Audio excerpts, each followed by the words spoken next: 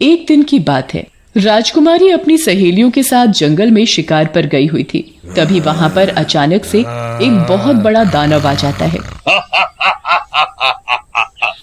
राजकुमारी जी जल्दी भागो यहाँ से, नहीं तो ये दानव हम सबको खा जाएगा। जाती कहाँ हो? रुको! दानव एक एक करके राजकुमारी की दासियों और सैनिकों को अपनी हथेली पर उठा लेता है। ए दानव रुको, तुम इन्हें नहीं खा सकते। इतनी सुंदर राजकुमारी, इसे तो मैं अपनी रानी बनाऊंगा। दानव राजकुमारी की दासियों को छोड़ देता है और राजकुमारी को अपनी हथेली पर उठा लेता है। छोड़ो छोड़ो मुझे। दानव राजकुमारी को अपनी डरावनी आंखों से देखने लगता है। ये देख राजकुमारी बेहोश हो जाती है। मैं इससे शादी करूंगा।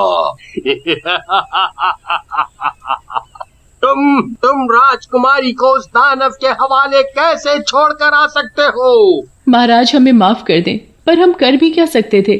सारे राज्य में ऐलान कर दो, जो राजकुमारी को उस दानव से छोड़ा कर लाएगा, मैं उसकी शादी अपनी बेटी राजकुमारी से कर दूंगा और साथ में उसे इस राज्य का राजा भी बनाऊंगा। उधर दानव राजकुमारी को लेकर चला जाता है और उसे अपनी गुफा में कैद कर लेता है। चारों तरफ इंसानों की खोपड़ियां हड्डियां पड़ी हुई थी। मुझे यहाँ से जाने दो। मैं तुमसे शादी करूंगा। नहीं नहीं, तुम मुझसे शादी नहीं कर सकते, तुम एक दानव हो। लेकिन मुझे तुमसे शादी करनी है। मैं मर जाऊंगी पर तुम दानव से शादी कभी नहीं करूंगी। देख लेना, एक न एक दिन कोई न कोई तो मुझे बचाने जरूर आएगा और तुम्हें मारकर मुझे यहाँ से ले जाएगा। मुझे कोई नहीं मार सकता। राजकुमारी की खबर आग की तरह चारों तरफ पूरे राज्य में फैल जाती है। अरे भैया, तुमने कुछ सुना है कि राजकुमारी को एक भयानक दानव उठा कर ले गया है? हाँ, सुना तो मैंने भी है। राम जाने उस दानव ने राजकुमारी जी के साथ पता नहीं क्या किया होगा। भाई, अब तक तो वो दानव राजकुमारी जी को मारकर खा गया होगा। हाँ, अरे शुभ शुभ बोल, वो राजकुमारी जी हैं। अगर किसी ने सुन लिया ना तो तुझे अपनी जान से हाथ धोना पड़ेगा। तभी वहाँ पर खड़ा एक लड़का उन सभी की बातें सुन रहा होता है और वो मन में सोचने लगता है, मैं लेकर आऊंगा राजकुमारी जी को। फिर राम सिंह राजा से जाकर मिलता है। महाराज, मैं राम सिंह, मैं राजकुमारी को सही सलामत वापस लेकर आऊंगा। ठीक है, अगर तुम्हें अपने साथ ले जाने के लिए सैनिक या और किसी चीज की जरूरत हो तो तुम ले जा सकते हो। जी धन्यवाद, मुझे बस एक तलवार चाहिए और कुछ नहीं। फिर राम सिंह राजकुमारी को दानव से छुड़ाने के लिए जंगल की ओर पहुंचकर एक पेड़ के नीचे बैठकर कुछ देर आराम करता है। तभी राम सिंह ने देखा कि एक बाबा पेड़ के नीचे बैठकर ध्यान लगा रहे हैं। तभी अचानक से एक शेर बाबा के ऊपर आकर हमला करने की कोशिश करता है। ये देख राम सिंह शेर के ऊपर जोरदार तलवार फेंकता है। तलवार के वार से शेर वहीं पर ढेर हो जाता है। बाबा, आप ठीक तो हो? मुझे कुछ नहीं हुआ बालक, तुमने मेरी जान बचाई। बोलो, तुम्हें क्या चाहिए? आप मुझे बस अपना आशीर्वाद दे दें। मुझे आपके आशीर्वाद के अलावा और कुछ नहीं चाहिए। बालक, हम तुम्हारी बात से प्रसन्न हुए। मैं तुम्हें एक ऐसी तंत्र विद्या सिखाता हूँ जिससे तुम जिस किसी का भी रूप लेना चाहो ले सकते हो। वो बाबा, राजकुमारी जी को एक दानव उठाकर ले गया है। मैं राजकुमारी को ढूंढने के लिए निकला हूँ। बाबा अपना ध्यान लगाकर पता लगाते हैं। वो दानव राजकुमारी को लेकर दक्षिण दिशा की ओर घने जंगलों में एक गुफा है, वहाँ लेकर गया है। मैं इसके आगे तुम्हें कुछ नहीं बता सकता। राम सिंह बाबा का आशीर्वाद लेकर निकल जाता है। तभी उसे घने जंगलों के बीच एक गुफा दिखाई देती है। लगता है ये उसी दानव की गुफा है। मुझे यहीं छिपकर दानव का इंतजार करना पड़ेगा। तभी कुछ देर में दानव गुफा से बाहर निकलकर चला जाता है। यही सही मौका है गुफा के अंदर जाने का। राम सिंह गुफा के अंदर चला जाता है। अंदर जाकर राम सिंह देखता है कि दानव ने राजकुमारी को एक बहुत बड़े पिंजरे में कैद कर रखा है। मुझे यहाँ से निकालो, वो दानव मुझसे शादी करना चाहता है। मैं मर जाऊंगी पर उस दानव से शादी नहीं करूंगी। राजकुमारी जी, आप चिंता ना करें, मेरे होते हुए दानव आपका कुछ बिगाड़ नहीं पाएगा। वो दानव बड़ा ही खतरनाक है, वो तुम्हें मारकर खा जाएगा। राजकुमारी, आप मेरी बात ध्यान से सुनो, जैसा मैं कहता हूँ वैसा करो। आप दानव से प्यार का नाटक करो। जैसे ही दानव के बड़े बड़े कदमों की आहट आती है, राम सिंह एक मक्खी का रूप ले लेता है। राजकुमारी जी, आप जल्दी से मुझे अपने बालों में छुपा लो। राजकुमार राम सिंह मक्खी को अपने बालों में छुपा लेती है। इतने में ही दानव आ जाता है। दुर्गंध, मनुष्य की दुर्गंध, यहाँ जरूर कोई मनुष्य आया है। नहीं तो वैसे भी यहाँ अपनी मौत को दावत देने कौन आएगा? पर मुझे मनुष्य की दुर्गंध आ रही है।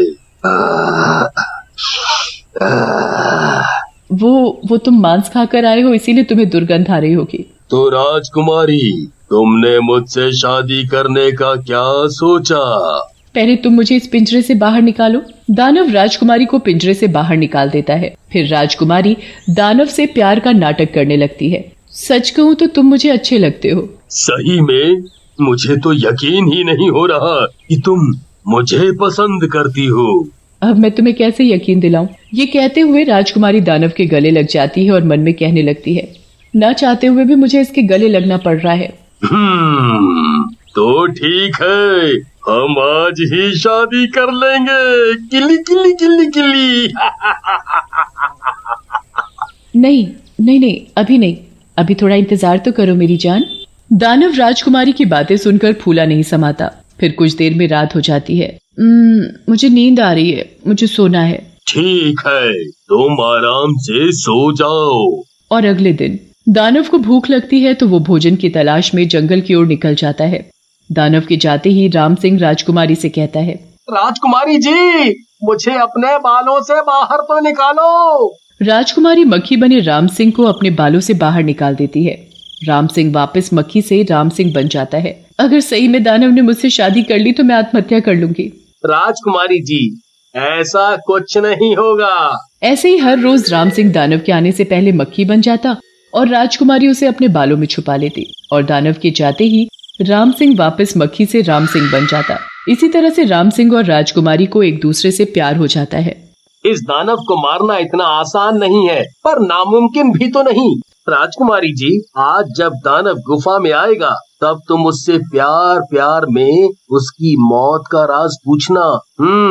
फिर दानव के आने से पहले राम सिंह मक्खी बन जाता है और उसे अपने बालों में राजकुमारी छुपा लेती है। और जैसे ही दानव गुफा में आता है, क्या बात है, आज आप किसी राजकुमार से कम नहीं लग रहे। ये सुनकर तो दानव खुशी से नाचने लगता है। कभी कभी तो मुझे डर लगता है कि कहीं कोई तुम्हें मार न डाले। ये सुनते ही दानव जोरों से हंसने लगता है। मुझे कोई नहीं मार सकता, कोई नहीं, चाहे कोई कितना भी ताकतवर हो। तुम मजाक कर रहे हो ना? तुम्हें मेरी बात का यकीन नहीं है? नहीं, मैं कैसे मान लूं कि तुम्हें कोई नहीं मार सकता? वो पिंजरे में तोता देख रही हो? हाँ, तो उसमें देखने वाली क्या बात है? वो कोई मामूली तोता नहीं है, बल्कि उस तोते में मेरी जान छुपी है। जैसे ही कोई उस तोते को मारेगा, मेरी मौत हो जाएगी। सच्ची में? हाँ, ये राज आज तक कोई नहीं जान पाया सिवाय मेरे। और अब तुम जानती हो, क्योंकि अब तुम मेरी रानी बनने वाली हो, इसलिए ये बात मैं तुम्हें बता रहा हूँ। अच्छा, अब मुझे नींद आ रही है, मुझे सोने दो। फिर राजकुमारी और दानव सो जाते हैं और अगले दिन जैसे ही दानव अपने शिकार के लिए दूर निकल जाता है, राजकुमारी मक्खी को अपने बालों से निकाल देती है।